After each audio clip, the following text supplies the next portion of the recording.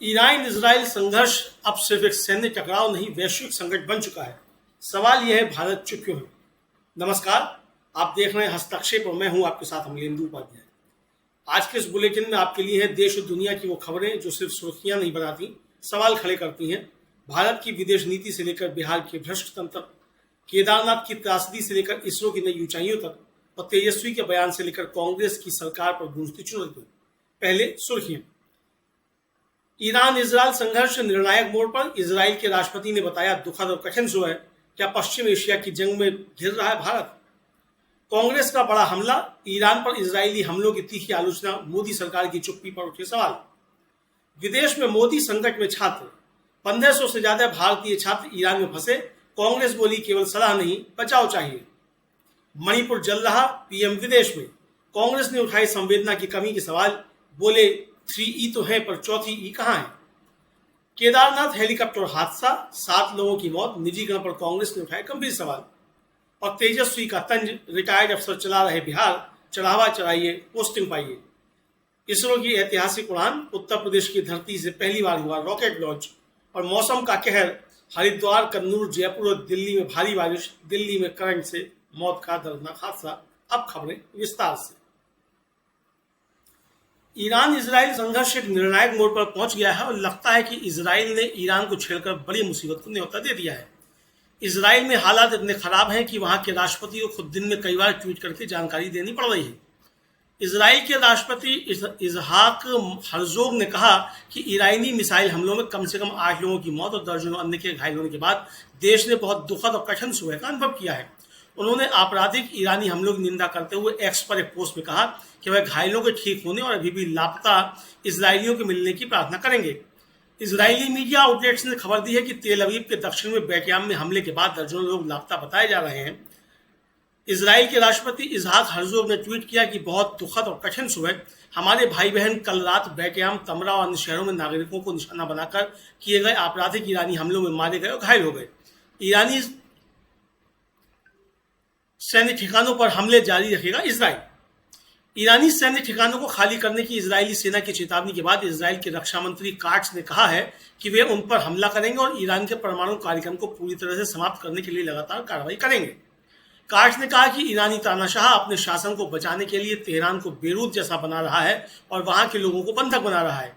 Iran और Israel के मध्य संघर्ष के बीच कांग्रेस ने ईरान पर इजरायली हमले की कड़ी निंदा की और इसे क्षेत्रीय शांति के लिए खतरा बताया। पश्चिम एशिया में बढ़ते तनाव के बीच भारतीय राष्ट्रीय कांग्रेस ने ईरान पर इजराइल द्वारा किए गए हालिया हवाई हमले और लक्षित हत्याओं की तीखी आलोचना की है। पार्टी के महासचिव जयराम रमेश ने एक आधिकारिक बयान जारी करते हुए इसे खतरनाक उकसावे की कार्रवाई और ईरानी संप्रभुता का उल्लंघन करार दिया। कांग्रेस ने भारत सरकार से स्पष्ट रुख अपनाने और कूटनीतिक प्रयासों में सक्रिय भूमिका निभाने की मांग की है। कांग्रेस महासचिव जयराम रमेश ने कांग्रेस का वक्तव्य जारी किया है, जिसमें कहा गया है कि भारतीय राष्ट्रीय कांग्रेस इजराइल द्वारा हाल ही में ईरानी धरती पर की गई बमबारी और टारगेटेड हत्याओं की स्पष्ट रूप से निंदा करती है। यह खतरनाक उकसावे की कार्रवाई है जिसके गंभीर क्षेत्रीय और वैश्विक परिणाम हो सकते हैं। ईरान की संप्रभुता पर यह हमला और उसके अधिकारों का उल्लंघन, चाहे वह हवाई हमलों के जरिए हो या गुप्त हत्याओं के माध्यम से, अस्थिरता को और बढ़ाता है तथा भावी संघर्ष के बीच होता है। वक्तव्य में कहा गया है कि कांग्रेस पार्टी का दृढ़ विश्वास है कि हिंसा के बजाय कूटनीति, संवाद और अंतर्राष्ट्रीय सहयोगी आगे बढ़ाने का एकमात्र वैध और स्थायी मार्ग है। आक्रामकता तुरंत समाप्त होनी चाहिए। सैन्य टकराव की निरंतरता पहले से ही नाजुक क्षेत्र को व्यापक युद्ध में धकेलने का जोखिम पैदा करती है, जिसका मानवीय और आर्थिक दोनों दृष्टि से विनाशकारी प्रभाव पड़ सकता है। वक्तव्य में कहा गया है कि भारत के ईरान के साथ लंबे समय से सांस्कृतिक संबंध रहे हैं और हाल के दशकों में इजराइल के साथ रणनीतिक संबंध भी विकसित हुए हैं। यह विशिष्ट स्थिति हमारे देश को तनाव कम करने और शांति स्थापित करने की नैतिक जिम्मेदारी और कूटनीतिक प्रभाव दोनों प्रदान करती है। पश्चिम एशिया में लाखों भारतीय नागरिक रहते हैं और काम करते हैं। ऐसे में क्षेत्र में शांति न केवल एक भू राजनीतिक चिंता है, बल्कि भारत के लिए एक महत्वपूर्ण राष्ट्रीय हित भी है। भारत को स्पष्ट रूप से बोलना चाहिए, जिम्मेदारी से कार्य करना चाहिए और उपलब्ध हर कूटनीतिक माध्यम का उपयोग कर तनाव कम करने और संवाद को पुनर्स्थापित करने के प्रयास को बढ़ावा देना चाहिए। कांग्रेस का यह वक्तव्य ऐसे समय में आया है जब पश्चिम एशिया गंभीर सैन्य तनाव के दौर से गुजर रहा है और पूरे क्षेत्र में शांति की संभावनाएं क्षीण होती जा रही हैं। भारत की ऐतिहासिक, सांस्कृतिक और रणनीतिक स्थिति को देखते हुए कांग्रेस ने सरकार से आग्रह किया है कि वह इस संकट से में सिर्फ एक पर्यवेक्षक नहीं बल्कि एक सक्रिय मध्यस्थ की भूमिका निभाए। अब देखना होगा कि भारत वैश्विक मंच पर किस तरह से अपनी कूटनीतिक शक्ति का प्रयोग करता है। पीएम मोदी 2 साल में 35वीं विदेश यात्रा पर आज साइप्रस निकल गए। साइप्रस के राष्ट्रपति निकोस क्रिस्टोडोलाइटस के निमंत्रण पर प्रधानमंत्री मोदी 15 और 16 जून को साइप्रस की आधिकारिक यात्रा पर जा रहे हैं। प्रधानमंत्री मोदी 3 देशों की यात्रा पर हैं, जिसके दौरान वे 16 और 17 जून को कनाडा में G7 शिखर सम्मेलन में भाग लेंगे और क्रोएशिया का भी दौरा करेंगे। प्रधानमंत्री नरेंद्र मोदी की ताजा विदेश यात्रा को लेकर कांग्रेस ने एक बार फिर तीखा प्रहार किया है। पार्टी महासचिव जयराम रमेश ने प्रधानमंत्री की कनाडा, साइप्रस और क्रोएशिया यात्रा को लेकर तंज कसा और कहा कि पीएम मोदी में उत्साह और ऊर्जा तो है, लेकिन संवेदना गायब है, खासतौर पर मणिपुर जैसे जले हुए राज्य के लिए। रमेश ने G7 सम्मेलन में भारत की आमंत्रण प्रक्रिया पर भी सवाल उठाए और कहा कि बेनकाब होने की आदत अब सरकार की पहचान बन गई है। जयराम रमेश ने कहा कि प्रधानमंत्री आज सुबह साइप्रस, कनाडा और क्रोएशिया के दौरे पर रवाना हो गए। एक समय था जब वे भारत कनाडा संबंधों की मिसाल देते हुए गर्व से A+B का स्क्वायर का अलजेब्रा का सूत्र सुनाया करते थे, लेकिन इसके बाद हालत बुरी तरह बिगड़ गए। जब ऐसा लगने लगा कि कनाडा भारत को G7 शिखर सम्मेलन में आमंत्रित करने को लेकर टाल मटोल कर रहा है, तब उनके लिए ढोल पीटने वालों ने प्रचारित किया कि पीएम मोदी तो जाएंगे ही नहीं, चाहे बुलावा आए या नहीं। लेकिन हमेशा की तरह इस बार भी वे बेनकाब हो गए। उन्होंने कहा कि कनाडा के प्रधानमंत्री ने कहा कि भारत को G7 शिखर सम्मेलन में आमंत्रित किया गया है क्योंकि भारत विश्व की 5वीं सबसे बड़ी अर्थव्यवस्था है। शायद मोदी जी उन्हें याद दिला सकते हैं कि नीति आयोग के CEO के अनुसार 24 मई 2025 को ही भारत विश्व की तीसरी सबसे बड़ी अर्थव्यवस्था बन चुका है। यह मई 2023 के बाद पीएम मोदी की 35वीं विदेश यात्रा है। उनके पास इन दौरों के लिए एनर्जी यानी भरपूर ऊर्जा, एक्साइटमेंट यानी उत्साह और एंथ्यूजम यानी उमंग यानी 3E है। लेकिन क्या वे चौथी E एम्पैथी, संवेदना या करुणा भी जुटा सकते हैं कि मणिपुर जाके वहां के लोगों की तकलीफ, पीड़ा और त्रासदी को देखें। जयराम रमेश ने कहा कि किसी नेता की बात तो छोड़िए, 3 मई 2023 से अब तक प्रधानमंत्री ने मणिपुर के किसी भी व्यक्ति से मुलाकात तक नहीं की है। प्रधानमंत्री का मणिपुर के प्रति यह रवैया बेहद दुखद एवं चिंताजनक है।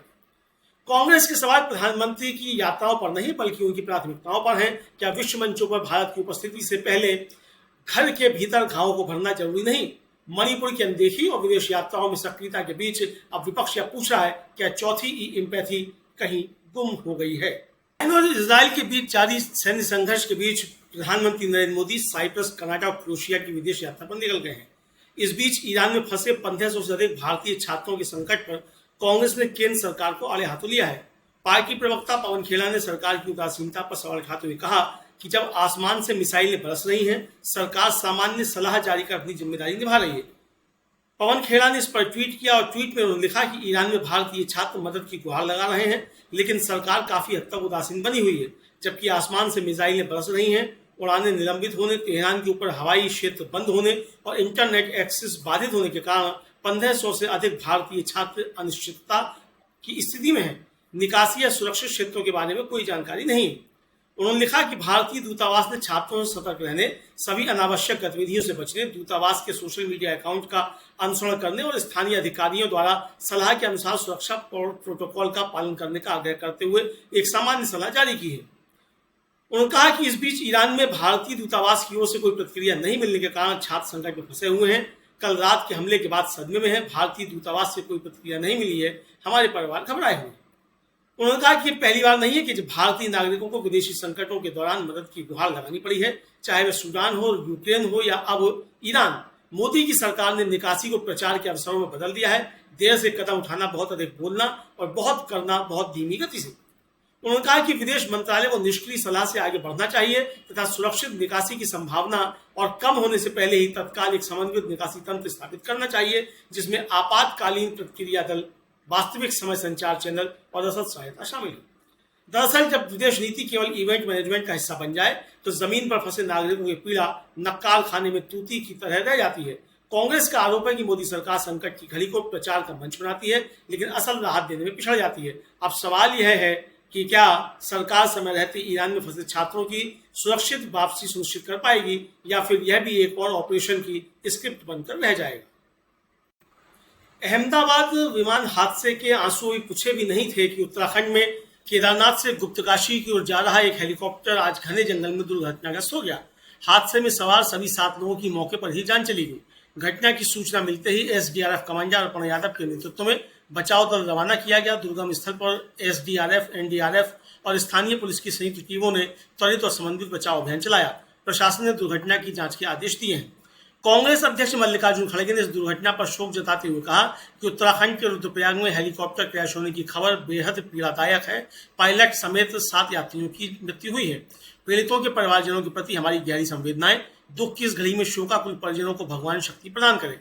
पिछले 6 हफ्तों में यह 5वां ऐसा हेलीकॉप्टर हादसा है। इन हादसों की जवाबदेही तय होनी चाहिए। राज्य और केंद्र सरकार से अपील है कि इन हादसों की जांच हो और सही सुरक्षा व्यवस्था सुनिश्चित की जाए। दूसरी तरफ कांग्रेस नेता और राज्यसभा में कांग्रेस के उपनेता प्रमोद तिवारी ने उत्तराखंड हेलीकॉप्टर दुर्घटना पर कहा कि हमारे देश में रेल दुर्घटनाएं बढ़ती जा रही हैं और हवाई दुर्घटनाएं भी हमें आहत कर रही हैं। अभी अभी हम अहमदाबाद के दर्द से गुजरे हैं। आज हुई इस घटना के लिए मैं पूरी तरह से निजीकरण को दोषी ठहराता हूं। पूंजीपतियों का ध्यान सुरक्षा और संरक्षा पर कम और कमाई पर ज्यादा रहता है। क्या यह हेलीकॉप्टर 7 लोगों को लेकर चलने लायक था? बिहार के पूर्व उप मुख्यमंत्री और राष्ट्रीय जनता दल नेता तेजस्वी यादव ने बिहार में राज्य सरकार पर तीखा हमला बोला है। उन्होंने कहा कि बिहार में टायर्ड नहीं बल्कि रिटायर्ड अधिकारी शासन चला रहे हैं और चढ़ावा चढ़ाइए पोस्टिंग पाइए का खेल चल रहा है। तेजस्वी ने पत्रकारों से बातचीत में आरोप लगाया कि बिहार जैसे गरीब राज्य में अधिकारी भ्रष्टाचार और लूट में लिप्त हैं, जबकि जनप्रतिनिधियों की कोई सुनवाई नहीं होती। उन्होंने ईडी और सीबीआई की निष्क्रियता पर भी सवाल उठाए और कहा कि यदि ईमानदारी से जांच हो तो कोई नहीं बचेगा। तेजस्वी का यह बयान विधानसभा चुनाव से पहले बिहार में प्रशासन और भ्रष्टाचार को लेकर जारी बहस को और तेज करता है। ईरान में मौजूदा तनावपूर्ण हालात को देखते हुए भारतीय दूतावास ने वहां रह रहे भारतीय नागरिकों और भारतीय मूल के लोगों के लिए हेल्पलाइन नंबर और टेलीग्राम लिंक जारी किया है। दूतावास ने अपील की है कि सभी भारतीय सतर्क रहें, अनावश्यक गतिविधियों से बचें, दूतावास के सोशल मीडिया अकाउंट्स को फॉलो करें और स्थानीय प्रशासन द्वारा जारी सुरक्षा निर्देशों का पालन करें। हेल्पलाइन नंबर है +98 9128109115 +98 9128109109। दूतावास द्वारा टेलीग्राम का चैनल भी जल्द साझा किया जाएगा। ईरान इजराइल टकराव के बीच सुरक्षा चिंताओं को देखते हुए इजराइल ने अपने यात्री रहित विमानों को सहयोगी देशों में स्थानांतरित करना शुरू कर दिया है। अल जजीरा की रिपोर्ट के अनुसार इजराइल की एयरलाइंस ने यह कदम ईरानी हमलों के जोखिम से बचाव के लिए उठाया है। इन विमानों में प्रधानमंत्री बेंजामिन नेतन्याहू का विशेष विमान विंग ऑफ जॉइन भी शामिल है। इस कार्रवाई को इजरायली सुरक्षा रणनीति का हिस्सा माना जा रहा है, जिससे स्पष्ट होता है कि देश गंभीर खतरे की आशंका से जूझ रहा है। भारतीय अंतरिक्ष अनुसंधान संगठन इसरो ने उत्तर प्रदेश के कुशीनगर में पहली बार रॉकेट प्रक्षेपण का सफल परीक्षण किया है। इस रॉकेट के माध्यम से छोटे उपग्रह पेलोड को प्रक्षेपित किया गया, जो राज्य के लिए एक ऐतिहासिक उपलब्धि है। यह पहली बार है कि जब उत्तर प्रदेश की धरती से इस प्रकार का वैज्ञानिक मिशन संचालित हुआ है, जिससे राज्य को अंतरिक्ष अनुसंधान में एक नई पहचान मिली है। इसरो के अधिकारियों ने इसे देश के अंतरिक्ष कार्यक्रम को विकेंद्रीकृत करने की दिशा में एक महत्वपूर्ण कदम बताया है। और बुलेटिन के अंत में अब मौसम का हाल। भारी बारिश के बाद उत्तराखंड के हरिद्वार में तापमान में गिरावट दर्ज की गई। मौसम सुहावना हुआ, लेकिन कई स्थानों पर ट्रैफिक जाम की समस्या सामने आई। राजस्थान की राजधानी जयपुर के कई इलाकों में बारिश से मौसम खुशनुमा हुआ। लोगों ने गर्मी से राहत की सांस ली। और केरल के कन्नूर में भारी बारिश के चलते जल भराव की स्थिति बनी। कुछ निचले क्षेत्रों में पानी भर गया, जिससे आम जनजीवन प्रभावित हुआ। और दिल्ली के आर के पुरम सेक्टर 1 में एक दर्दनाक हादसे की खबर है। प्राप्त जानकारी के अनुसार भारी बारिश के दौरान बिजली के करंट से 2 लोगों और एक कुत्ते की मौत हो गई। बताया जा रहा है कि गिरे हुए पेड़ और जलभराव के चलते यह हादसा हुआ। स्थानीय प्रशासन मौके पर पहुंचा, जांच जारी है। तो ये थी आज की बड़ी और महत्वपूर्ण खबरें। हमारे सवाल सख्त हैं, लेकिन जनता की आवाज़ को बुलंद करने के लिए जरूरी भी। आपसे गुजारिश है कि चैनल को सब्सक्राइब करें, वीडियो को शेयर करें और कमेंट में बताएं क्या भारत को अब खुलकर बोलना चाहिए। हस्तक्षेप है, क्योंकि खामोशी अब विकल्प नहीं रही।